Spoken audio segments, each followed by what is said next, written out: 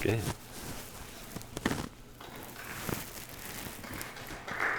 It's wild. Wow.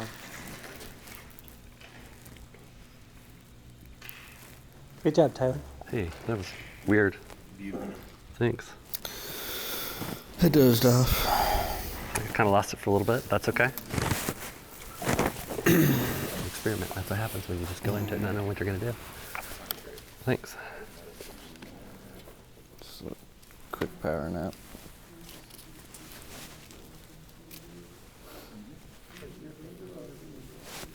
Do what, Brady? Supposed to?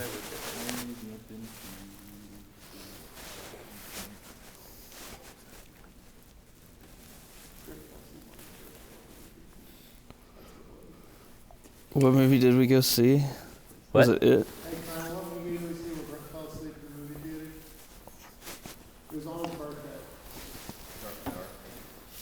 Oh, that's a long movie.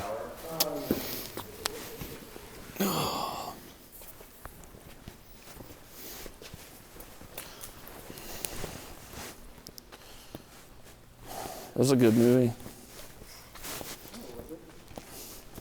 You say no, it wasn't? A good movie. A good movie. I thought it was a good movie. You're sitting right here. I dozed off. You did? Yeah. Oh, yeah. Nice. It takes like, sit still long enough, I'll fall asleep. But if there's pleasant music, I'll definitely fall asleep. I'll take that. Take that as a compliment.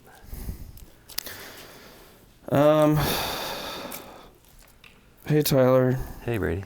Coffee and Riffs, part 199. And it's been 7 years. 7 years. Probably 8, actually. Yeah. If it was 2014, right? Yeah. 6, 7, 8. Yep. 8 years. 8 years. A lot has changed. It's a lot of time. Lots the same. Your board has changed, as it has many times, but it seems like it's been this way for a while, so. It's pretty, yeah, it's pretty permanent at this point. I've still got a big hole up there, top left, for a couple new things probably, but I feel like I have reached a point where I have a good comprehension of what I own and how it all kind of works. Do you have room to patch more stuff into the Morningstar? Yeah, and I'm about to actually expand it a little bit to add buttons for a few other things. Yeah, so MIDI, everything, so all the Chase Bliss stuff, all the Meris stuff, and all the Moog stuff is in the Morningstar MIDI controlled at this point. And then also the ramper is run into the Morningstar so that I can send it to any of the MIDI pedals. So the big like octave drops you were hearing in the reverb were the ramper ramping the half speed switch on the Polymoon. Why square wave on that? Well, it's because that's just, it doesn't matter on the ramper whether it's square wave or sine, because it's just, once it passes a threshold, it automatically jumps. It's just set to a square wave jump on the Polymoon. Oh, okay. So that's what you're actually hearing. It's like it's hitting that foot switch for me randomly. I see. Gotcha. Yeah. Yeah. It's fun though, because you don't know when it's going to hit, and it adds a little bit of excitement. You feel like the board kind of, to a certain extent, plays itself, or it plays me. I mean, the board is intimidating. So it's been, but also we've spent some time with it this week, so it's not, I don't know what ground to cover. I think the Matrise, how are you using that, the Matrise, with what you were just doing? So I recorded onto Blooper first, then I was able to run Blooper back through Enzo and control the volume of Enzo separately from the Blooper volume. And then there was another mood sample that I put in there. So those 3 were all running parallel to each other through the output, but also the sound that you were hearing from the Enzo was the blooper fed into it. So it wasn't hearing any of what I was actually playing at the time. It was just hearing what was already in blooper. I see. Yeah. I don't get it. That's okay. You don't have to. No, I have to eventually. Hey, when did you get this PN2? You know, I'll tell a story that there was a point at which I bought a PN2, and I told you that I'd bought the PN2 and that the stereo thing was awesome. Yeah. And we're talking 2012 or something. That's probably about right. But probably before that, actually, 2009, I bet. Yeah, it probably was. I feel like I was still at Keeley. That's probably right. So I bought the PN2. I had the PN2 run into my Marshall and my Princeton. And I said, you should come over and hear this. And you were kind of a naysayer. Still am. You say you still are. In most things. But you played it. You were probably only at my house for like 15 minutes.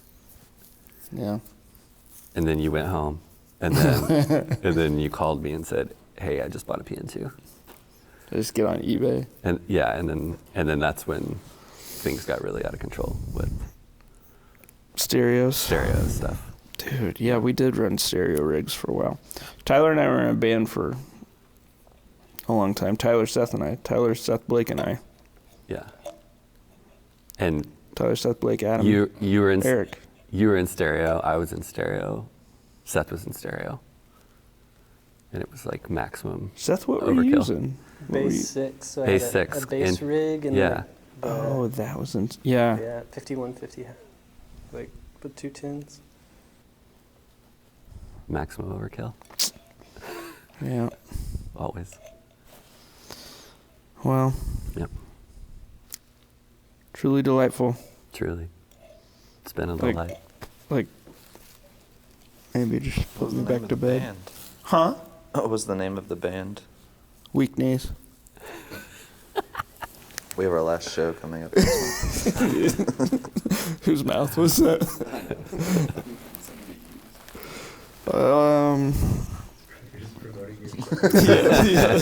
We said that one more time.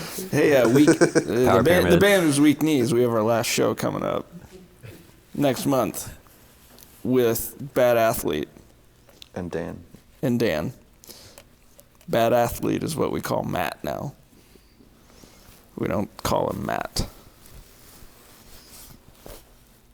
And then I think Bad Athlete, in Bad Athlete's band, Bad Athlete, there's Isaac and Sean and Kristen. Bad athletes. Yeah, wife. Bad athlete. Bad Athlete's wife. Kristen. I miss Bad Athlete. He was here yesterday. I know, that's what I heard. Yeah. Bad Athlete drove up for Bad Athlete practice.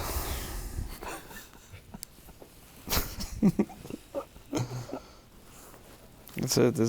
It's coffee and riffs. You set a vibe that was a little too relaxing, maybe. So I'm gonna throw blame. That's fine. Oh yeah, it. look at this guitar. Tell me about the guitar. I thought about wearing my Dinosaur Jr. shirt today so that everybody would ask if it was a Jazzmaster. Yeah, they'll still ask. I know. They always do. Not that there's. I mean, I love the Jazzmaster. When did you relic the Squire? You did a good job on I the did a headstock. pretty. Yeah, it took a long time. Sanded it down. She's That's gone. fine. And then put a sticker on it. Yeah, That's pretty just cool. part of the sticker, so you can't read it. That's pretty cool. Did you light this on fire? I think it. Honestly, I think it was in water. When I bought it, it was literally in a bucket in parts. From Ron. from Ron, but all the parts were there. Honest Ron. Even the factory shim was there. Oklahoma City in the legend. bucket. Yeah. Honest Ron. Do they still do the shim in it? I don't know if they do. I feel like I just read. I think they maybe have fixed the angle of the neck pocket. But anyway, so it was all there, and he didn't really give me a story. He just said he'd had it for a long time and it had been in a closet and parts, and it's been pretty much the only thing I've played since I got it. Yeah. So. Call it the parts master. Yeah. I mean, it's a bunch of Squire parts. Dude, don't talk shit about Jazzmaster, man. Dude, I would never. I'm not. That's what I have. I love him. That's fine. That's what you have? I love him so hard. The neck and the pick guard. How much of your guitar have you piecemealed together from our shop? All right. Just wondering. The body. The body, the pickups.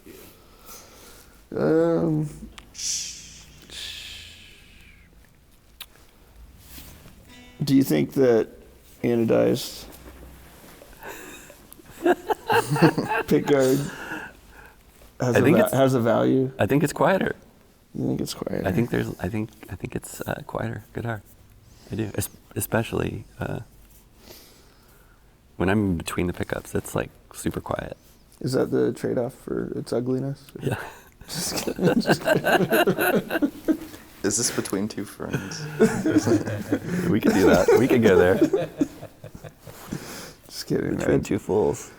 I used to not like gold hardware stuff, and then I really started liking it. I've still never done gold hardware on anything. Yeah.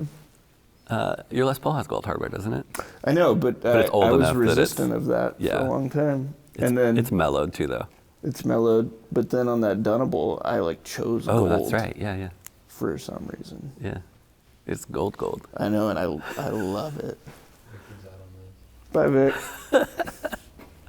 How long will it take for us to clear out everybody? Ryan's left. Connor's left. Joey upstairs? Eli's left. Yeah, Joey left a long time I can't ago. see upstairs. Yeah. Tough crowd. Tough crowd. Well, okay. I think we've covered all the bases. Yeah.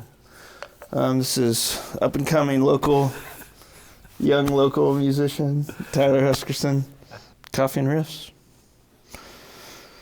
Thanks for coming next door. Yeah, no problem. Anytime.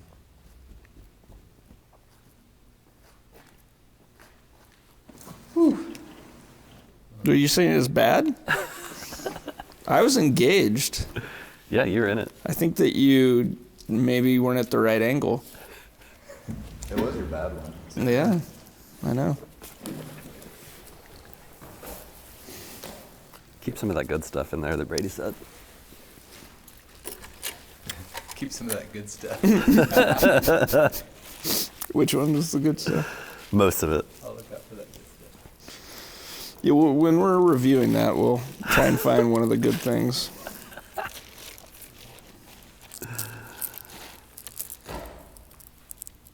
Well, I enjoyed your performance. Thanks.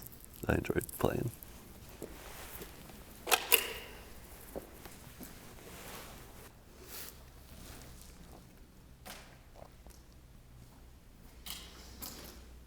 There's a bunch of inside jokes in what I said from a conversation Blake and I had last night where I got my ass handed to me.